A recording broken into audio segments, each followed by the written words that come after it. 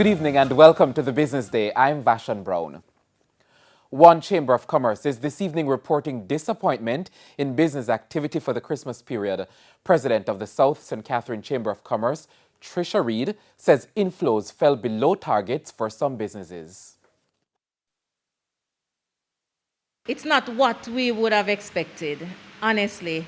Last year comparing to this year, for me, I think last year was a better year. And I was expecting a much better year this year, seeing to the fact that the curfew has been, minimized somewhat and we have more time, more business hours. I thought that it would have been better in terms of traffic and numbers. Ms. Reed says a number of factors might have led to poor performance. Some persons are watching to see what will happen come January, especially with this new variant. And the new variant is now in the island. Persons are saving more based on what happened in 2020 and 2021, as well as they don't want to get too exposed based on what is happening with the pandemic. Aluminum producer Rusal, which is the parent company of local bauxite firm Windalco, has repaid $839.2 million of its debt to Russia's largest lender, Bank. Now the repayment was ahead of schedule. Rusal made the announcement yesterday.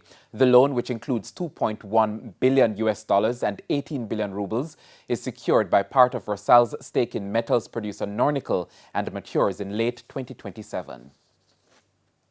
Fewer Jamaican dollar transactions were conducted at point-of-sales machines during the July to September quarter compared to last year. Now, the Bank of Jamaica's Repayment Systems Bulletin shows that 11.4 million transactions were conducted, down from 12.5 million transactions at the end of the same period in 2020. However, the value of total transactions increased. Total transactions were $14 million higher at $195 million. Banks and cambios are selling the US dollar for an average $155. $120.88 is the going rate for the Canadian dollar, $208.03 for the pound, while the euro is trading at $175.76. The JC Index gained 3,179 points today, while the Junior Market Index lost 3 points. Among today's winners were Kaylee Group, JMMB Group 7.25% shares, Main Event Entertainment Group, Kingston Wharves, and Trans-Jamaican Highway US dollar shares. While on the losing side were Cargo Handlers, T-Tech, Berger Paints Jamaica, Siboney Group, and the Jamaica Stock Exchange. And that's the Business Day. I'm Vashan Brown. Have a good evening.